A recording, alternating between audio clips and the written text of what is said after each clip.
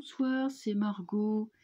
Eh bien, nous sommes aujourd'hui le 23 septembre et lundi 23 septembre 2019 et je vais vous faire une vidéo parce que j'ai reçu ce matin un email d'un internaute qui est économiste et il s'inquiète parce que la Banque centrale américaine, la Fed, F-E-D, est en train d'injecter des centaines de milliards de dollars, 270 milliards, il dit, dans le système financier. Alors lui, mon internaute, pense qu'il y a d'énormes pertes financières cachées sur le marché des dérivés du pétrole. Bon, vous voyez aujourd'hui la vidéo est un peu technique, mais vous allez voir qu'elle nous intéresse tous. Donc il pense qu'il y a d'énormes pertes financières cachées, ça on ne nous en parle pas, sur le marché donc des dérivés du pétrole. Ces pertes se comptent, d'après lui, il pense que ça se compte par centaines de milliards de dollars depuis les attaques en Arabie Saoudite par les Houthis. Vous savez que ce sont des rebelles qui sont basés au Yémen. Et donc des rebelles qui sont qui sont oh zut, enfin bon bref, des rebelles, je connais pas grand chose sur les Houthis, mais enfin ils ont envoyé des drones sur les complexes pétroliers saoudiens.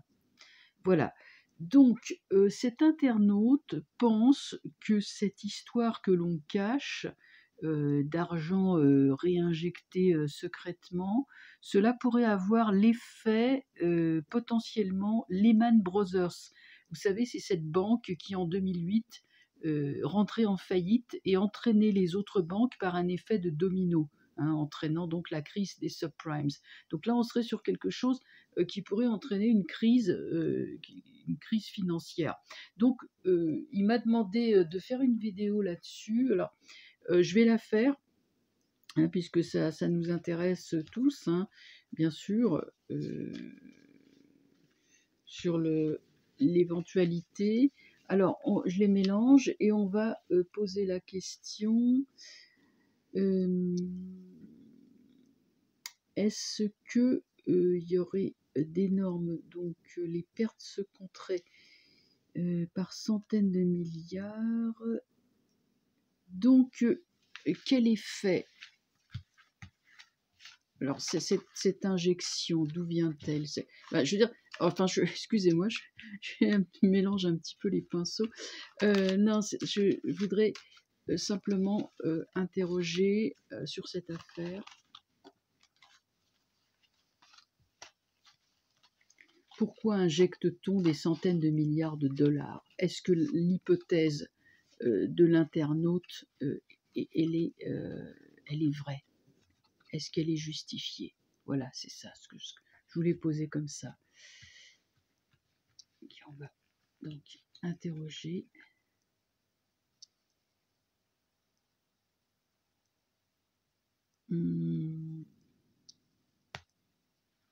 On va faire le tirage en 4 cartes. Après, je ne sais pas si je fais un autre tirage plus complexe. Bon, on va déjà regarder comme ça. J'aime bien celui-là parce qu'il est vraiment hyper simple. Il est hyper carré. Voilà. C'est vraiment, il est très précis. C'est un très bon outil, le tirage en 4 cartes. Bon, voilà, on va regarder ça. Ouais. Alors, qu'est-ce qu'on a? Le mat renversé. Ouh là là. Il y a, alors là, tout de suite, ça me vient. Effectivement, transfert de fonds en catastrophe. Caché de l'argent qui se balade dans les tuyaux. C'est un peu comme si on l'envoyait directement dans les pipelines. Et c'est une histoire de pétrole. Alors là, je confirme, mais à 100%, ça me vient, ça monte comme une bulle, du fond des profondeurs, là. Oui, c'est une histoire de pétrole. C'est les pipelines, les oléoducs, pour parler français. Donc, on s'est dépêché d'envoyer de l'argent, je dirais, en catastrophe avec le mat, renversé, donc c'est caché, on s'en vante pas, mais il y a de l'argent qui est en train de transiter, mais alors ça s'accumule, hein, je dirais les valises de bifton virtuels, hein, bien sûr, c'est en train de s'accumuler sur dans les réserves. Là, il y a panique. Alors, continuons. C'est marrant que j'ai un flash comme ça sur une seule carte. J'ai même pas retourné le reste, hein. Déjà, ma réponse, elle est là. Bon, on va continuer. Bon, l'empereur renversé. Oh là là, ça c'est le roi d'Arabie Saoudite. Oui, le roi. Cet homme-là a été mis sans dessus-dessous. En plus, il s'y attendait pas. Je veux dire, on a attenté à son autorité, hein, à son honneur, à son autorité.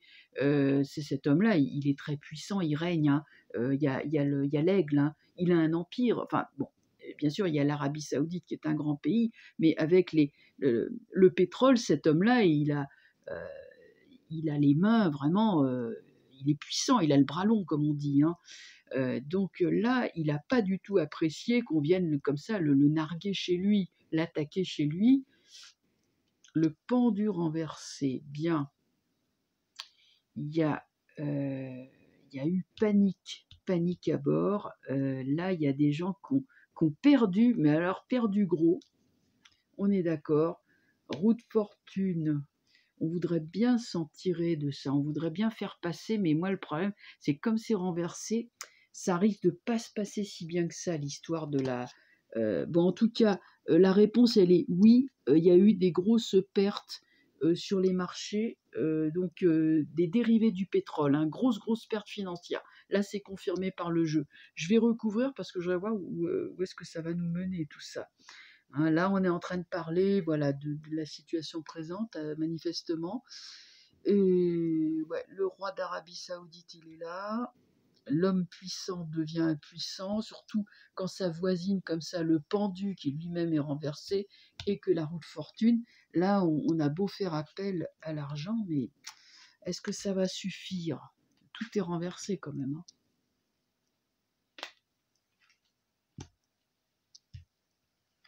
Qu'est-ce qu'on a? Waouh, le jugement renversé. Ah, quand même, la papesse, elle est droite, l'amoureux renversé. On va beaucoup négocier. J'ai l'impression, quand même, avec les deux cartes droites, qui vont arriver à mettre, à éteindre le feu. Mais il va y avoir des fuites au niveau information des délits d'initiés, vous savez, des choses comme ça, des choses qui ne devraient pas fuiter, mais qui fuitent quand même avec le jugement. Le jugement, normalement, il dit la vérité, hein, quand il est comme ça. Mais là, à l'envers, surtout, on garde les choses cachées, on garde le couvercle de la cocotte minute, mais il y a les jets de vapeur qui sifflent dans tous les sens. Donc là, ça siffle et ça couine, hein, voilà, notre ami économiste l'a bien capté, mais il n'est pas le seul. Il y a d'autres personnes qui ont eu vent de cette affaire. Euh, bon, donc la papesse nous parle de secret. L'Arabie Saoudite reprend le contrôle des choses et reprend le contrôle des marchés, hein. Elle redevient droite, elle contrôle, elle sait, elle détient le secret. Secret bancaire, tous les secrets financiers sont remis sur pied, remis en équilibre. Mais à quel prix? Parce qu'il va y avoir des pertes, hein. Il y en a qui vont y laisser des plumes, c'est sûr. Ça peut être les petits actionnaires, hein, l'amoureux parle de... C'est quand même des petites gens souvent. Enfin, c'est pas. Vous voyez, l'empereur, oh, attention, c'est un homme, hein, c'est un homme de pouvoir. L'amoureux nous parle plutôt de gens qui parlent entre eux. Moi, ça me fait plutôt penser à des actionnaires petits et moyens. Eux risquent d'y perdre des plumes, hein, alors attention, hein. Y a des gens de toute façon qui vont se retrouver sur la paille, hein. Mais pour autant, bon, la roue de fortune, elle est enlisée dans le sable, par analogie avec ce royaume d'Arabie Saoudite où il y a beaucoup de sable. Pourtant, avec l'impératrice, on arrive. euh, je, hmm, Ça pourrait être une femme. Je dis ça pourrait être une femme, mais ce serait quand même pas. Non, Christine Lagarde, c'est le FMI, donc a priori, ça n'a rien à voir. Mais si vous voulez, il y a une reprise en main de la situation plutôt en douceur avec ces deux cartes. Mais on aura chaud, on aura très très chaud parce que d'abord, ce qui ne doit surtout pas être ébruité va quand même réussir à s'ébruiter un peu par-ci par-là. Il faut quand même entre les deux piliers, parce que les deux piliers sont préservés. Moi, je dirais l'Amérique et l'Arabie Saoudite, les deux principaux protagonistes dans cette affaire. Hein. Les Saoudiens sont là, les Américains sont là. Hein. Le bleu, le rouge, c'est la couleur du drapeau américain. L'aigle, regardez, l'aigle américain. Hein. Et le sceptre, c'est un empire. C'est l'Amérique, ça étend son influence. Hein.